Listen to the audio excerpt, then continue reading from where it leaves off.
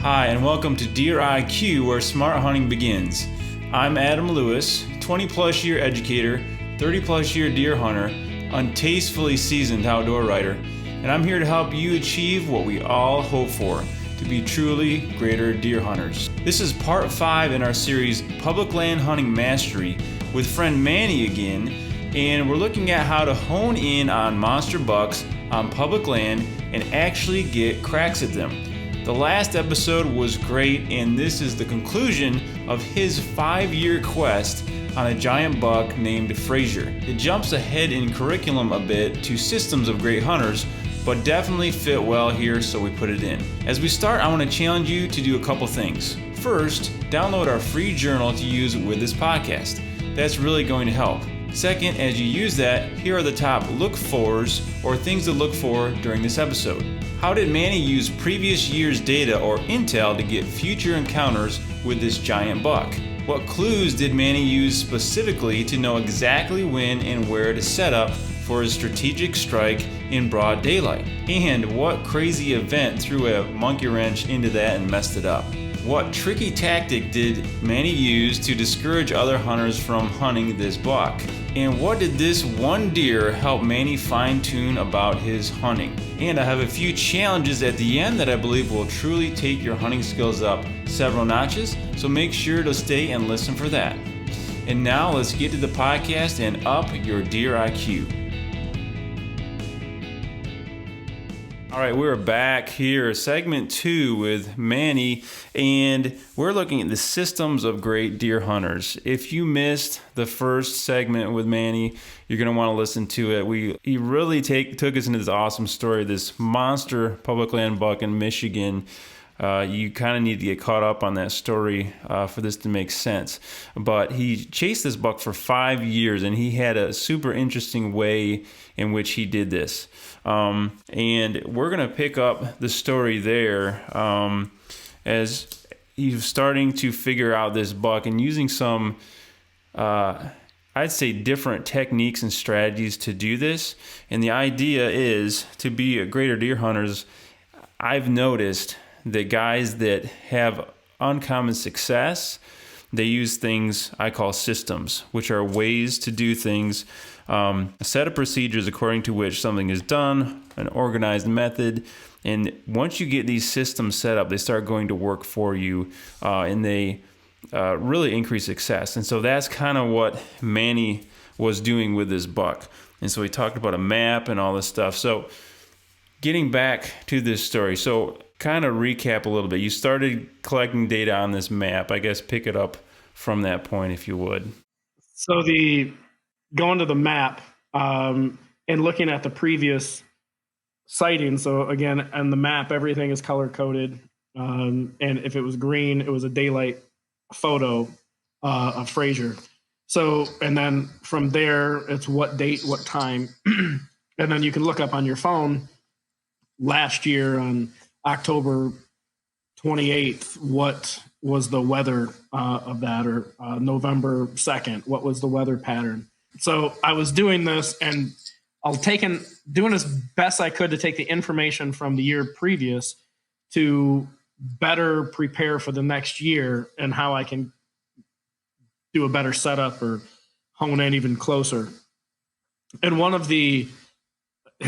it worked. I mean, you have to get crazy obsessive about it. And not every deer can make you do that. Right. Especially with wife and kids. But I did. I was going to kill this deer. And so I started looking at the data from the years previous. I had a licking branch that I'd established before that was a lot of traffic on it. So what I did is I went out 2 days before. It was the November 7th, and I went out November 5th, and I snuck out there midday. I wanted to film it, so I hung everything I could into the tree stand. I wanted to get in early. I wanted to sit all day, and I didn't want to have a bunch of gear clanking around. So I freshened up the scrape. I hung all my stuff, and I snuck out. Then I told my wife that on November 7th, I had canceled all of my business meetings, all my work. And I was just hunting all day. And we were pregnant with my son Raphael at that point. So the map told you that November 7th, he was going to show up at that spot. No, it was my best inclination because I had the most traffic for does at that spot. He had shown up scent checking that spot the year before in early November. And that was the first time I got him in daylight, really, was at that location or close to that location. And then if you look at the weather pattern from the year before, within that first week of November, this was the closest weather pattern. It's even a better weather pattern than the previous year. So every indication in my old going over crazy data was that this was going to be the day. This was my best shot. And I found that when you use cameras, when you get a photo of a big buck during daylight, well, it's not now go hunt the spot. You're too late.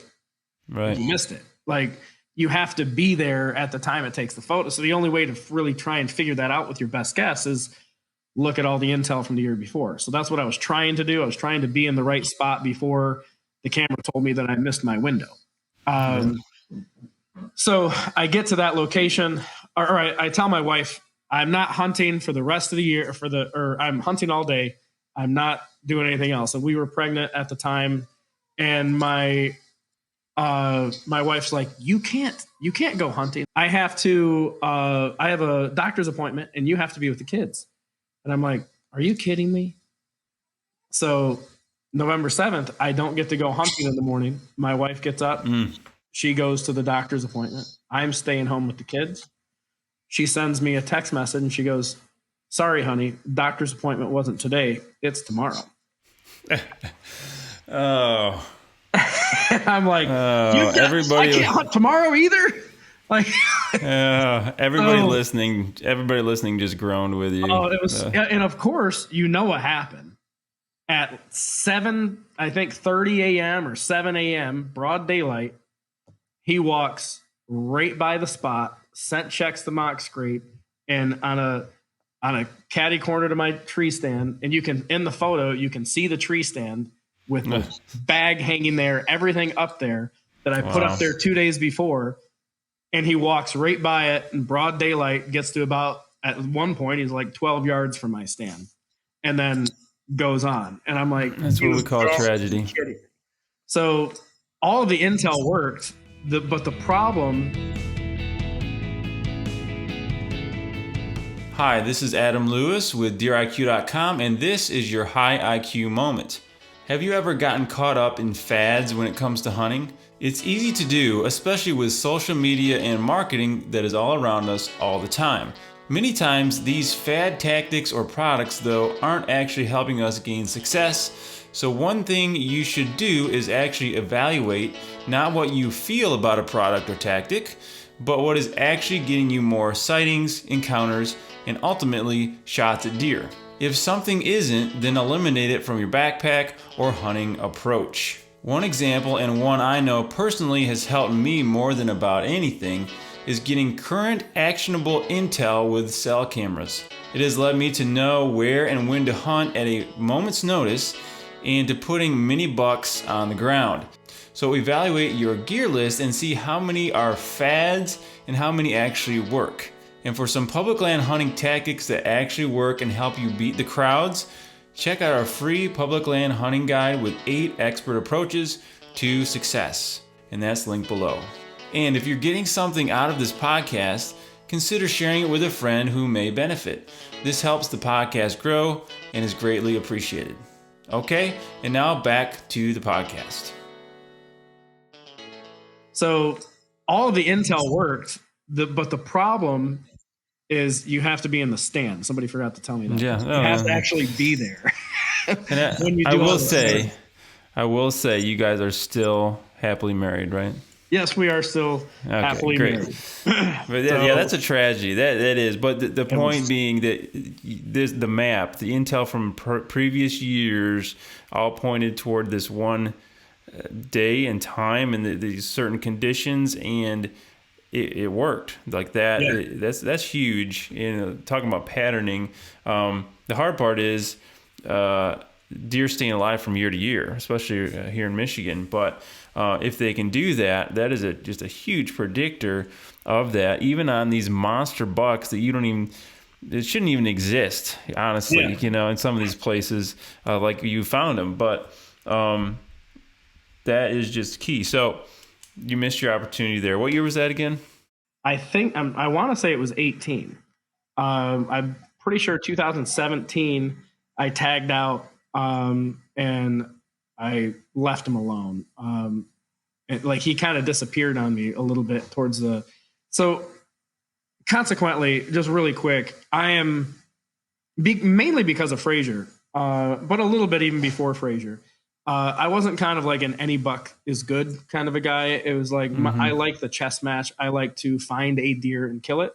And so I've turned into an early season hunter and a late season hunter, because when you hit the rut, I mean, I might get a little bit of a window, an estimation in the first week of November on like where he's going to start his rut. After that, I mean, just throw everything to the wind. Like you have no idea where it's going. It's not a scientific thing at that point. Yeah, so the rut's great for somebody if you want a ton of activity and a ton of action, and you want to see a bunch of deer. Great, like you want to shoot a decent buck. The rut's fantastic. People love the rut. I'm one of those oddballs that go, crap, the rut's here, and I'm going to try and keep tabs on them as much as I can, but it's at that point it's a little bit of a crapshoot. Well, yeah, because it's more chaotic, and if you're data driven, like you've been, and what you're looking at, and I think it's the best option when you get a system like this. The map is a system, right? You're collecting data, and I want to talk about more like how that data told you some of these things, because you had more encounters with them, right? Yeah. But when you do that, the rut is almost your enemy, because it throws in this wild card of he can be anywhere, right? He's not following the rules anymore. And so, but the data systems, you start getting those down early season, late season. Yeah. And I can hone in. I think it's thanks to one of my best tools is definitely a mock scrape. And again, I do a lot of state land hunting. So, and the reason I say that is like, you'll have everybody go out there in October and they're weekend warriors, which is fine. I mean, everybody loves to get out in the woods, and it's my woods as much as it is yours, but they're just out there for the enjoyment of it, and they buy whatever's on the shelf at Bass Pro Shop. And in the middle of October, you're finding these huge, like 5 cans of buck bombs below a tree. You're like, yeah, it's a little early for that. And then they're just throwing scent all over the place, because whatever they buy on the shelf helps you kill a deer, right? So right. They're just buying it, they use it. And so consequently, when it comes to state land, when it comes to scent, I'm less is more. I still use them, but I try and do it. I've never seen a doe go through the woods just spraying every tree for 500 yards. So it's a little bit of a different strategy there. But I think one of the best things that I do to help get that intel to work for me in the beginning of the rut, or when it kicks off in late October, early November, after that, it's a crapshoot, because those licking branches and mock scrapes and those doe traffics he's probably going to start here. And if this is his core area, I've set these up, I've worked them, I have a ton of traffic on them. The does use them all the time. Every deer that walks by them uses them. And I've put a lot of work into those. And so but once he daylights there, after that, like, he's going to go wherever his nose takes him. And so those mock scrapes and licking branches have really probably helped me in the beginning of the rut. And then after that, it's kind of like all bets are off until the late season. Oh, he's back in his core area. All right, now let's go back in after he survived. let's go back. I'd get a lot of anxiety through the gun season. Yeah. I would try and go out there and find them, but every gunshot that you hear, you're like, was that him? So it was always a relief to get a photo of him after gun season. or even deering it and going, all right, at least he's alive. And then late season, let's go after him again. Right. So you're getting them figured out. You've got this map system where you're collecting all this data. And we highlight this in segment one more, just these steps you went through finding the buck in his area, you getting him habituated to the pattern you want him to take through mock scrapes, stuff like that. If you can use it, asking where and why he goes to certain areas, and using this map system and the intel from trail cameras from the previous years to predict the future and where you will meet him, basically. And so in 2018, you had it all right. It kind of a fluke and a tragic thing happens there. So after that, what happened with Frazier? Did you have any more encounters that year, or was it in 2019?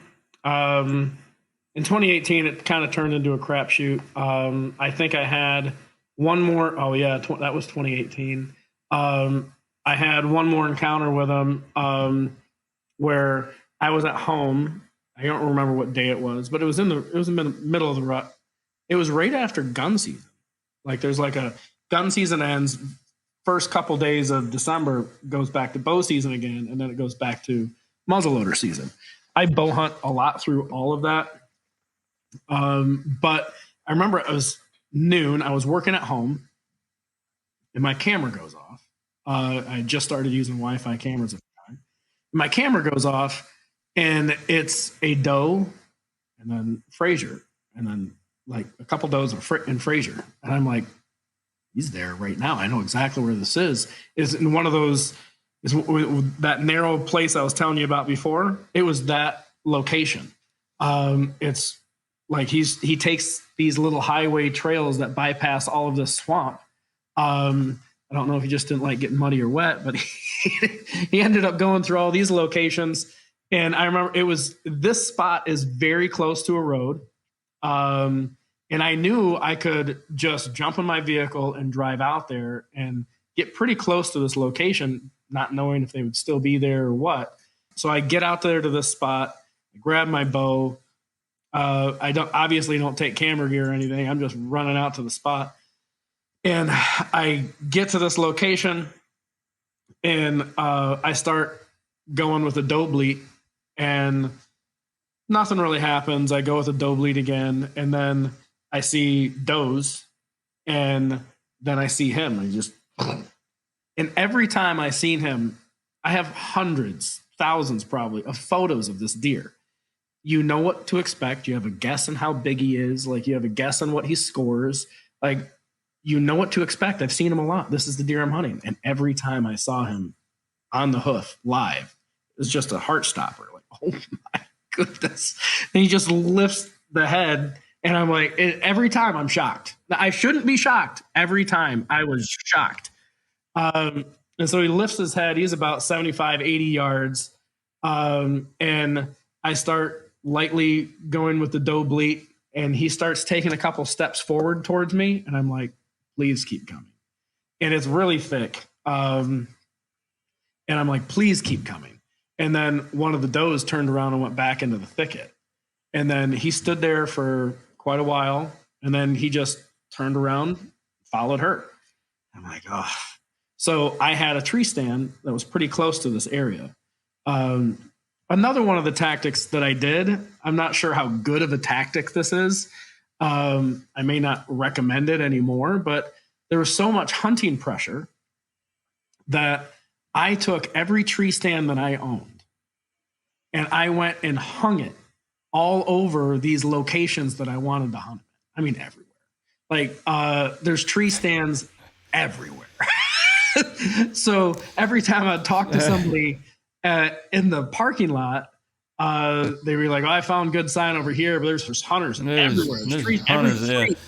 And every tree, there's a hunter in it. So they would always avoid these locations that obviously a lot of people hunt in, right? Because there's trees all over the place. Some people take the tactic of, oh, yeah, I want no one to know where I'm hunting. But there's the opposite of, you just oversaturate the place and people avoid it. Even my buddy who was like hunting with me at the time, and he would come from the west side of the state. We have a lease together over there. Come from the west side of the state and come over and hunt. He almost shot him in 2017. But he would come over to our place and hunt, and he was all in on the plan too. He would bring me tree stands. Like, I have so many of his tree stands and sticks. He'd bring the tree stands. We'd just go hang them up everywhere. So I knew at this location, I'm like, I have a tree stand I never hunt, but it's right over here. It's actually in a good spot. So I'm going to sneak in there tonight and hunt. And it's on two different sides of this bog.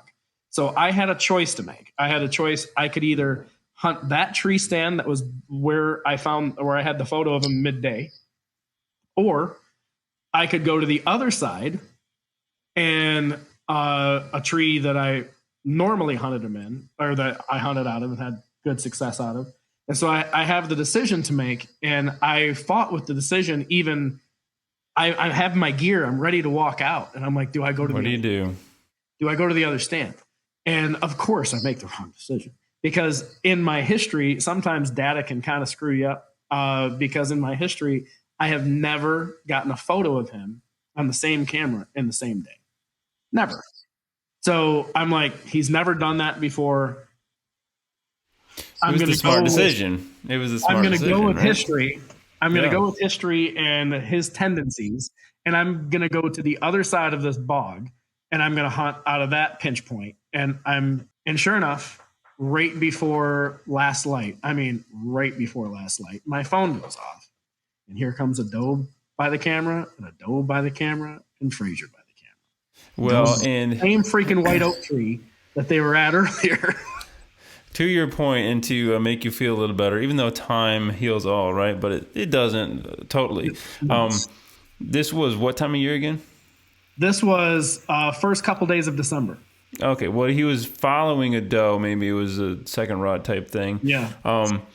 So again, the idea of his behavior might not have done that, but if he's following this doe, that changes his behavior, and that's where it's a crapshoot, right? So you were making the best intel-driven decision that you could have. There's just other factors, right? And that's just part of hunting. But like, I always try to look at it as, it's like, gambling, or like you stack the odds in your favor the best you can with the data. It's still a gamble, but it's just a better gamble, right? And that's what you're trying to do. And you did it, but it didn't work out. But it did not work out. But I like to tell myself that if I would have picked the other tree, that he would have just gone to the other spot. Like, it was my history with that deer. But that was another tactic that I used, was actually throwing up tree stands everywhere. And it worked. I mean, I kept a lot of hunters out of certain spots, which made him more comfortable to be in them and stay in them longer. It did help. Didn't ultimately seal the deal in that situation. Let's jump to the end here. I know you had one more encounter with him. But let's how did it end? Tell us, how did it end with the Frazier? Let's get to the end of the story. It was 5 years of cat and mouse. Yeah, we skipped over like tons of sightings of him. Just kind of a couple. And you can read the whole story. It's on the blog. I'll link it. You can see pictures of this buck to really do it justice. So I encourage you guys to check that out. And he's over his shoulder. Yeah, if you're watching the video, he's over his shoulder. It's kind of hard to see, but there's really good pictures, trail cam pictures in that blog article, and I will link that below. But for time's sake, let's jump to tell us the end of the story, and then what are the big things you learned from this monster mature buck? So I'll hit 2019 really quick, because 2019 is when I figured out how important the mineral licks were. I didn't know that until 2019. So in 2019, we weren't allowed to do mineral licks anymore in the state of Michigan. So I stopped. And all of a sudden, my photos of that deer went to nil. So much so, I could not find the deer. I had no idea where he was at. He was never in any of his normal spots. I put up cameras. I'm like, he's got to be dead. Like, I couldn't get him all summer. I couldn't get him anywhere. 2018, it was him or nothing, and I ended up shooting nothing. 2017, I made the mistake of tagging out. I shot a pretty nice 10-point and a nice 8-point. And I made the mistake of tagging out, and then he started showing up again. So in 2018, I said, it's him or I'm not killing the thing. I didn't even shoot a doe in 2018. It was him or nothing. So fast forward to 2019, I was going to do the same thing. I couldn't find him. I couldn't find him all summer. I couldn't find him through September, October. And so I'm like, if he's alive, the only thing that I can go on is where he always kicks off the rut, based on, because I kept up all my mock scrapes and everything, had still a ton of normal activity on it, just not him. So I decided, all right, I'm gonna leave cameras out there to monitor to see if he shows up throughout October or whatever. But I'm not going to waste the time if he's not there. He hasn't been there. But I will specifically monitor these old locations that he would always show up in the end of October. And that's coming back into the intel of working those mock scrapes and working the intel from years previous on what his tendencies were. But in 2009, so up to this point, you didn't even know, like you're getting into hunting season, you didn't have a picture of him. You didn't even know if he was alive. I did not have a photo of him, even all October. All October until, I don't remember what day it was, but he showed up. It was in the end of October. He showed up in the core area where he would kick off the rut in, and where I had put most of my efforts and mock scrapes and everything else. And he showed up on one of my licking branches that I had made, and he literally tore the thing out of the tree.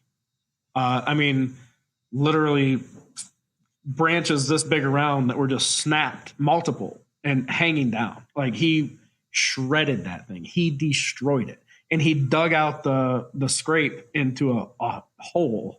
And he kind of made his presence known at that point. And I'm like, he's alive. I literally thought he was dead. And so then it was a mad scramble to get on that deer. And I tried, but the normal, as soon as, like, you only have a short window on where he's going to kick the rut off in. And I wasn't able to get on him in 2019. In that weekend, or in that first week. I got some photos, I got some locations, but you're into that mode where he was there, but you weren't. And so your consolation trophy is you have a photo of him, right. But you weren't there.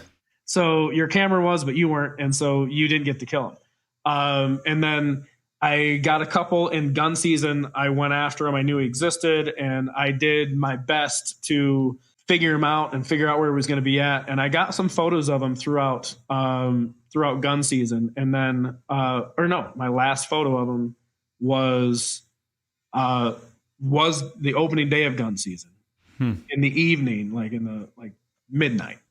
And then that was the last photo I ever got of him. Never saw him again. And it wasn't until January, March, something like that, around March, April, end of March, beginning of April, that they're buddies of mine now, but I had no idea who they were. They were out shed hunting for a buck that they were after on state land. And he's a deer that I knew, probably a 2.5-year-old mainframe, 8-point. And they were out, they thought he was the bull of the woods, and they were out looking for sheds for him. And probably 110, 120 inch deer in that range. And they stumbled across Frazier. And he was dead, about, 75-ish yards off of the main road.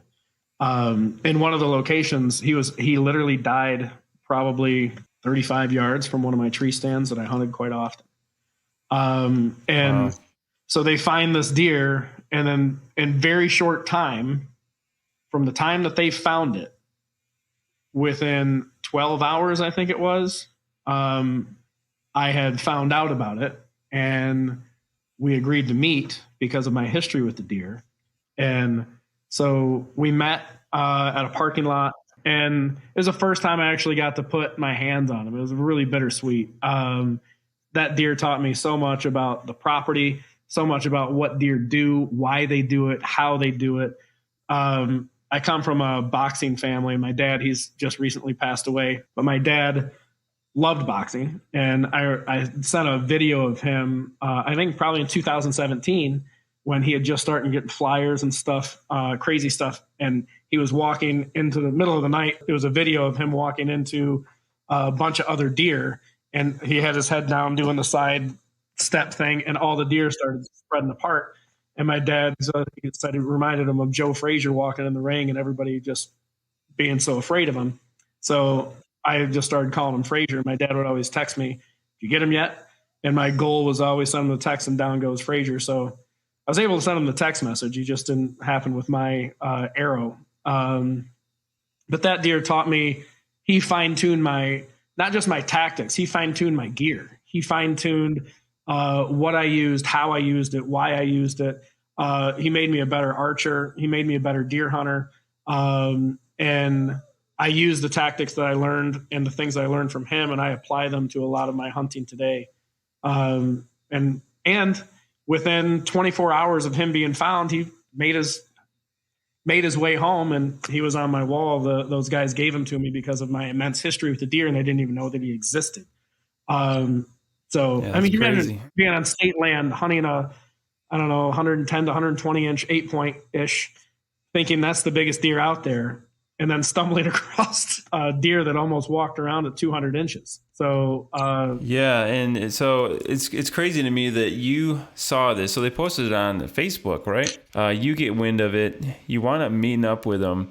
They wind up giving you the dead head, which is crazy. Most guys would not do that. So it's just just an incredible story. And again, you can read it, the details, and see all these pictures of them in that blog article. I'm going to link, but it's just tragic, but almost poetic story, right? Yeah. I mean, it like, I definitely knew he existed. I was after him. And because I was so close to him in multiple different encounters with him, he definitely knew I existed, because we had so many close encounters.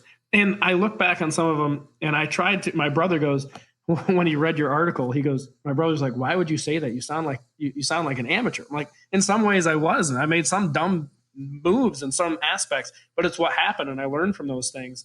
Right. And we knew each other existed. He knew I was after him. He knew I was close. And when he inevitably beat us all, and by us all, I mean, there was a lot of people after him. I obviously had the most history with him, and I think there was only one other person I know that ever had a daylight photo of him. And that was somebody in the apartment complex that I referenced. So like people had nighttime photos of him, but I was the only one with consistent daylight photos of him and consistent encounters. And it's because of some of these tactics that I used. And I use them today, not just on that ground, but on other ground that I go to. Yeah, great story. And as we wrap this up, I promised you I'd reveal Manni's Deer IQ score, the quiz that you all can take. Manni scored an 8 out of 10. And that would give you a B in high school or something. But it actually, it's a very tough one. So that's actually a really good score. So good job with that. If you want to know how you would do compared to Manni or other people that have taken it, there's a link below. Go on our website and go ahead and take it. It's a fun quiz. So as we wrap up, here are some key high IQ takeaways and challenges. First, how can you get and use data to set strategic strikes from year to year on deer you hunt, just like Manni did? What's your biggest fail? See more of Manni's in the article below, where I detail more close encounters he had and how, he messed up a little bit, and how have these honed you into a better hunter. And if they haven't, you should probably sit down and think about that, because these are our best learning opportunities. Okay, and next time we'll look deep into a few specifics on Manni's setup and tactics that gave him the edge other hunters didn't have. It'll help you get to the next level as a public land deer hunter. You won't want to miss it. And I'll see you then.